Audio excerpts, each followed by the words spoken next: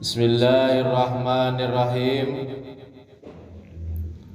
Wa zalika liqaulin nabi alaihi salamu.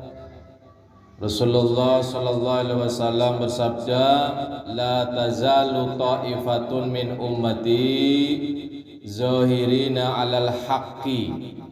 Kata Rasulullah sallallahu alaihi wasallam, tidak akan henti sekelompok umatku, pasti ada orang yang selalu menegakkan kebenaran.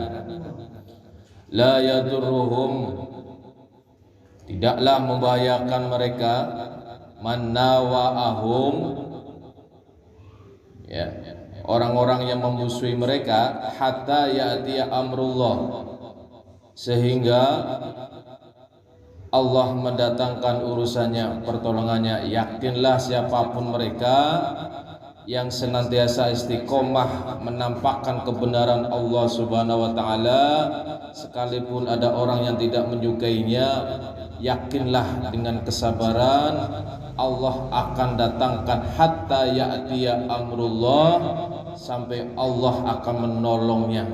Ini jaminan dari Rasulullah sallallahu alaihi wasallam. Min ma'a ahbarin, serta berdasarkan khobar-khobar, wa asarin, asar-asar para sahabat juga, kasiratin, kebanyakan, tadullu ala annal ardo, akan menunjukkan bahwa annal ardo la tahlu fi kulli zaman, bahwa bumi tidak akan kosong fi kulli zaman, di setiap masa, an isobatin min ahlil haqqi mustaqimina, pasti akan ada orang, komunitas dari pelaku penegak kebenaran, mustaqimina, mereka konsisten berpegang teguh, ala kitabillahi, dengan kitab Allah Al-Quran, wasunnati, dan as-sunnah hadis Nabi Muhammad sallallahu alaihi wasallam. Tidak usah khawatir, Allah akan munculkan, akan tampakkan orang yang akan menampakkan kebenarannya, kebenaran Allah Subhanahu wa ta'ala. Ghaira annahum, hanya saja mereka, para penegak kebenaran ini, yakilluna jiddan fi akhir zaman, sedikit sekali masa di akhir zaman ini ada, cuman sedikit, tidak seperti zaman Rasulullah sallallahu alaihi wasallam.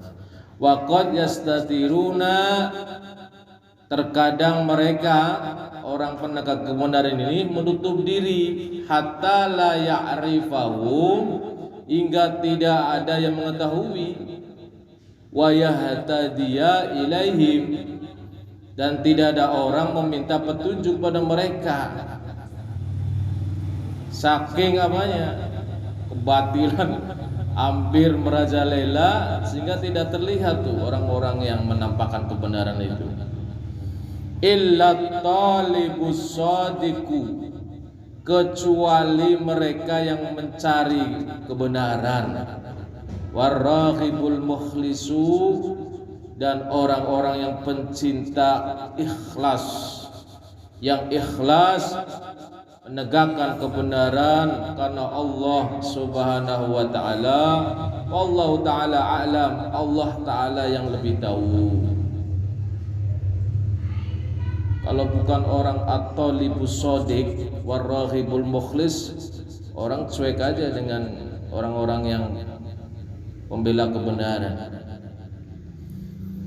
Wa'lamu, dan ketahuilah, ma'asyiral ikhwan, wahai kalangan para saudara, ayyadakumullah, semoga Allah senantiasa memberikan pertolongan kepada kalian.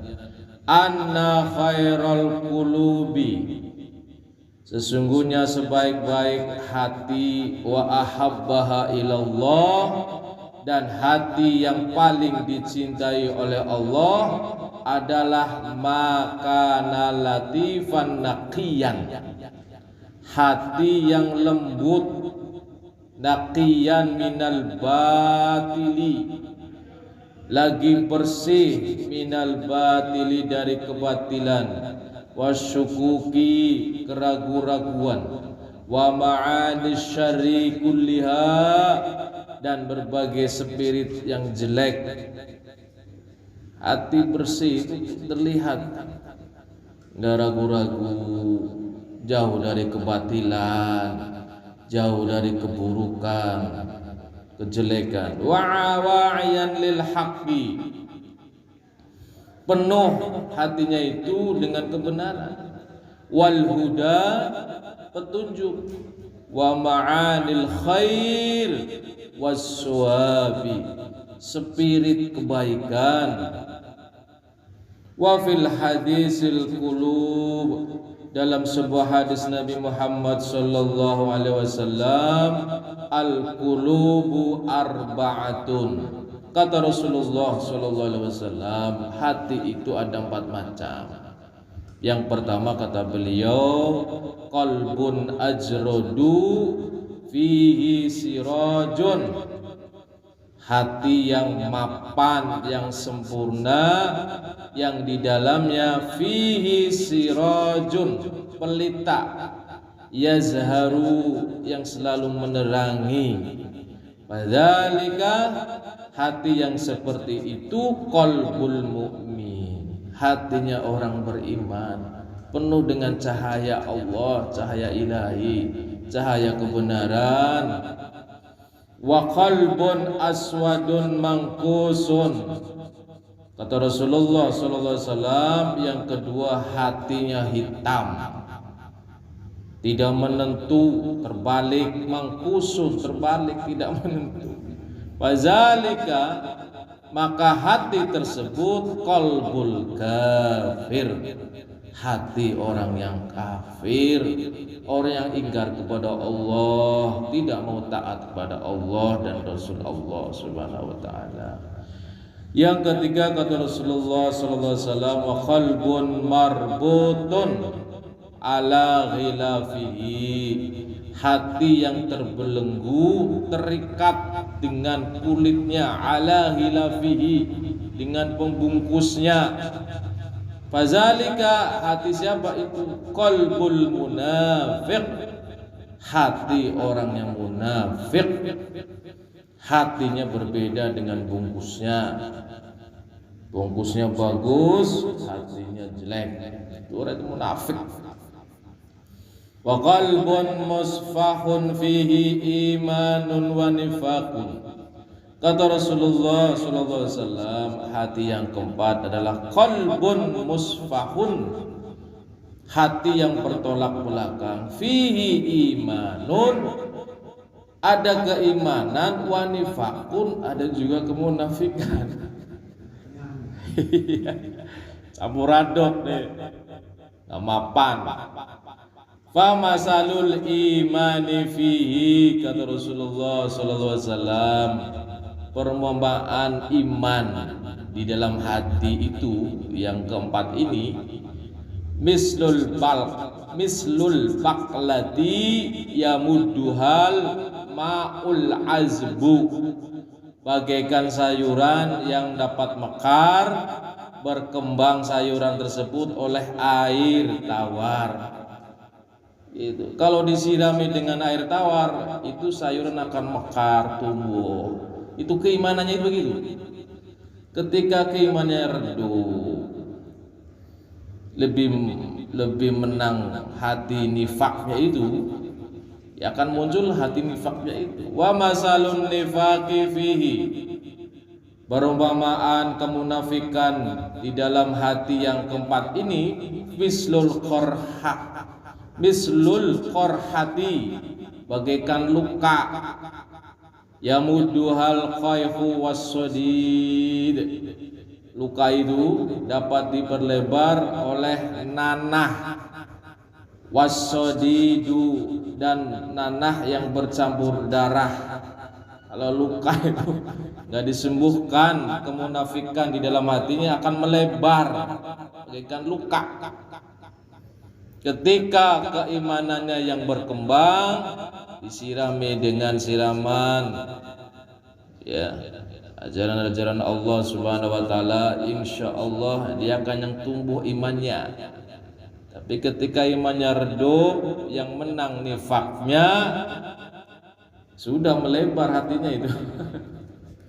Wa ayyul ma'addaitaini, maka yang mana dari dua unsur tersebut, imannya kah yang menang atau nifaknya yang menang? Ghalabat alaihi dahabat bihi, mana yang mendominasi atas hati itu, maka akan hilang unsur lainnya dari hatinya. Ketika imannya yang mendominasi, maka an-nifaknya akan tergeser. Begitupun sebaliknya, ketika kemunafikannya lebih mendominasi hatinya, maka keimanannya akan redup. Wallahu a'lam bishawab. Qultu, saya pengarang kitab ini Imam Abdullah Al-Haddad berkata, wa zahiru anna hazal qalbal akhirah, hati telah jelas tampak kebanyakan itu hati orang itu al-qalbal akhir, hati yang keempat ini iman, munafik. Wasfu qulubi ahli tahlil, hatinya pelaku pencampur adukan kebenaran dan kebatilan. Wat tafriti, orang-orang yang melampaui batas. Min ammatil muslimin, umumnya orang-orang muslim. Ini di posisi hati yang keempat, kata Imam Abdullah Al-Haddad. Wa fil hadisi aydan, di dalam hadis yang lain disebutkan, innal iman yabdu fil qalbi lum'atam bayda'a, kata Rasulullah sallallahu alaihi wasallam, sesungguhnya iman akan muncul di dalam hati seperti sebekas cahaya putih. Summa tazidu hatta yabyadal qalbu kulluhu, kemudian cahaya itu akan bertambah hingga hati menjadi putih seluruhnya. Wa innan nifaqa yabdu fil qalbi nuqtatan sauda'a,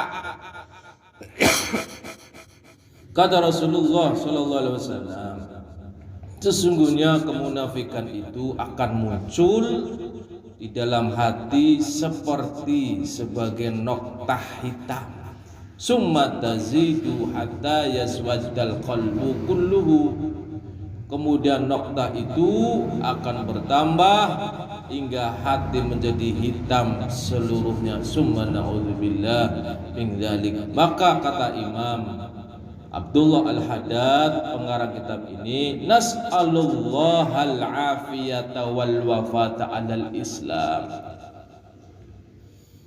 Kata pengarang ini, kami memohon kepada Allah atas keselamatan wal wafata 'alal Islam, diwafatkan dalam keadaan Islam, lana untuk diri kami, walil muslimin dan untuk orang-orang Islam. Ini perintah beliau, minta kepada Allah dijadikan hati yang putih, hatinya orang-orang yang beriman.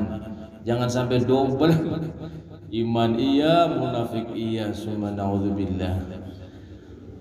Wallahu a'lam bissawab. Wa inna ma yazidul imanu, dan sesungguhnya iman itu dapat bertambah bil mudawamati alal a'malis sholihati, dawamkan, langgengkan diri melakukan amal soleh, wal iksari minha, perbanyak tuh amal soleh, ma'al ikhlas lillah,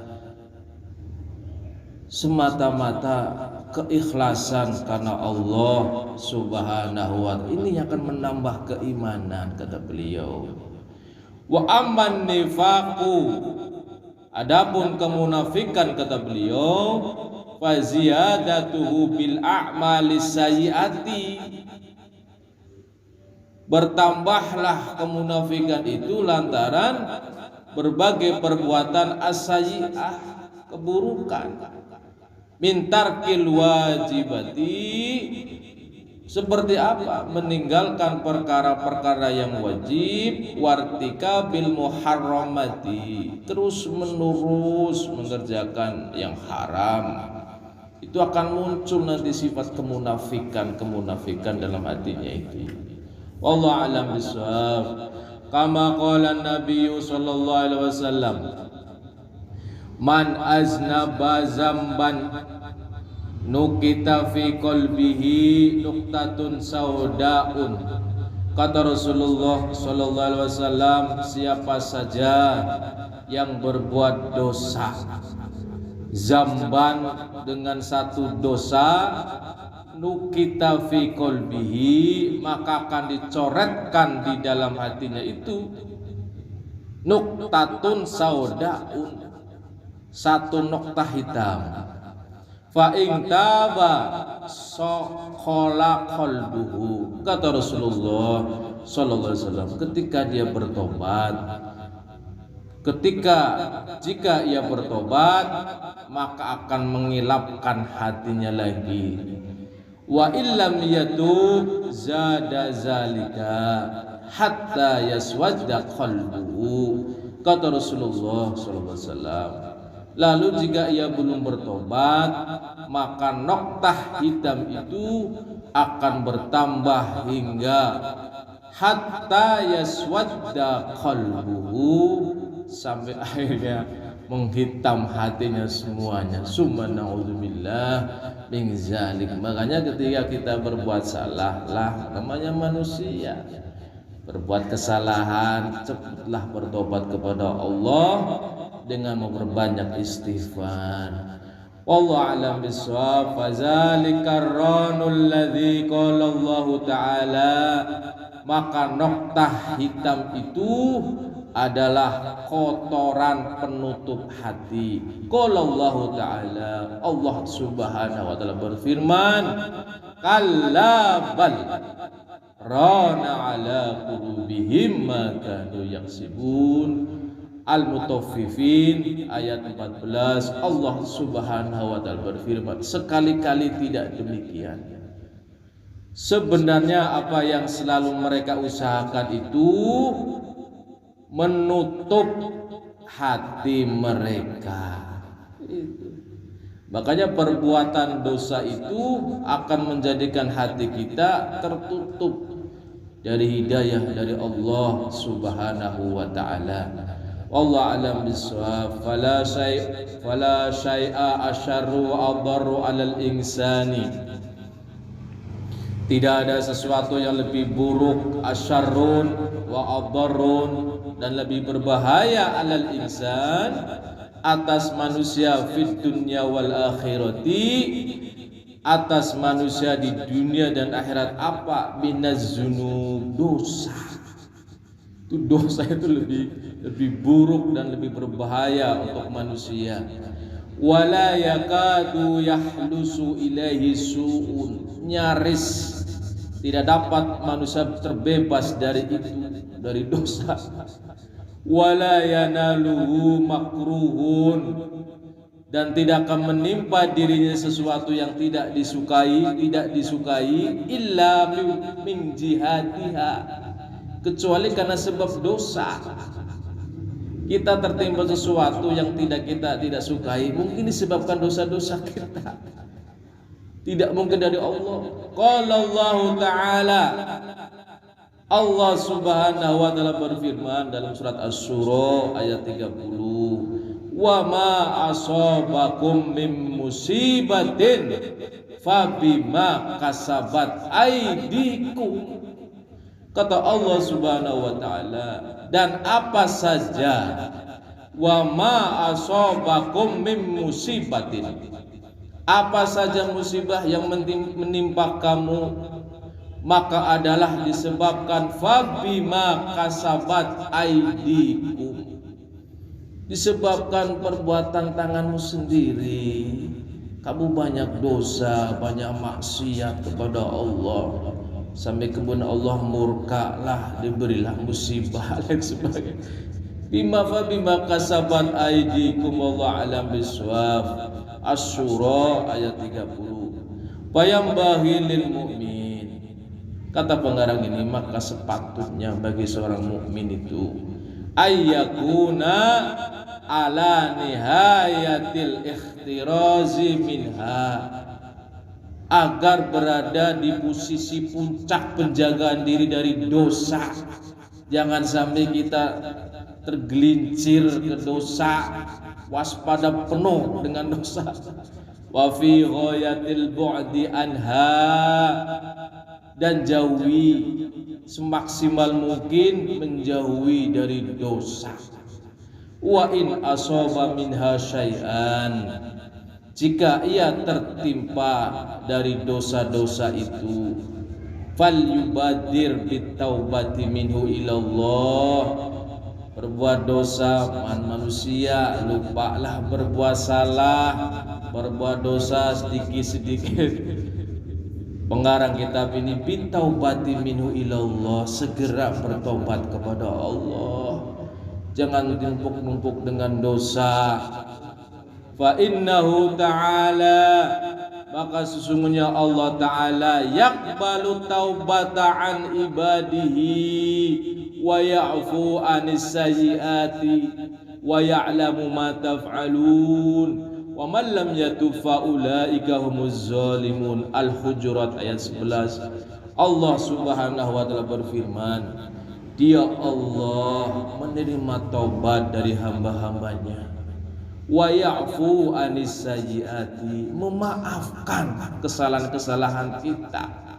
Yang penting kitanya taubat kepada Allah, sebanyak apapun dosa kita, kesalahan kita, cepatlah Allah Maha Pemaaf.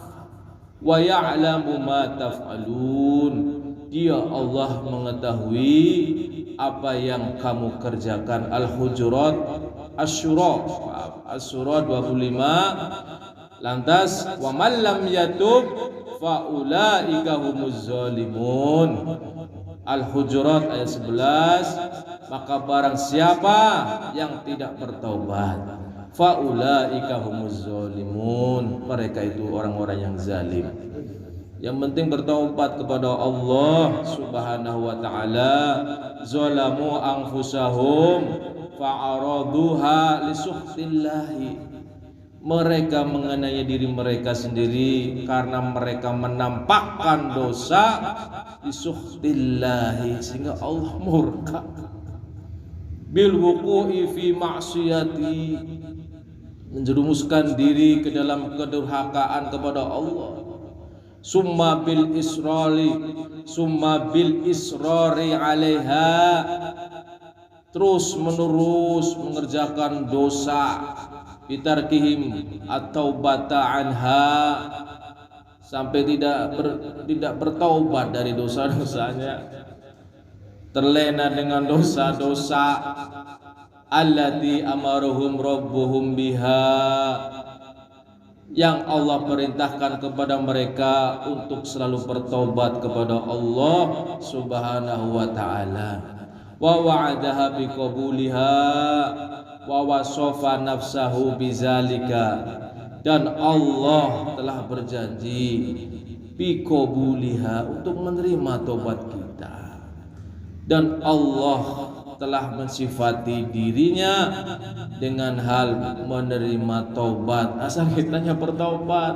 Faqala ta'ala, dalam Quran surat Al-Mu'min ayat 3, Allah Subhanahu wa taala berfirman, ghafiriz zambi, yang mengampuni dosa. Allah mengampuni dosa-dosa kita.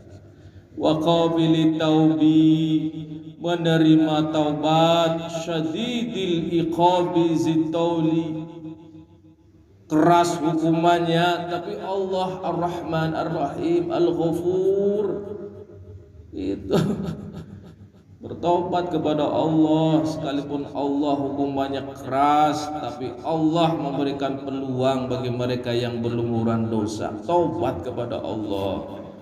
La ilaha illa huwa, tiada Tuhan yang berhak disembah selain Dia, tidak ada yang berhak disembah selain Allah.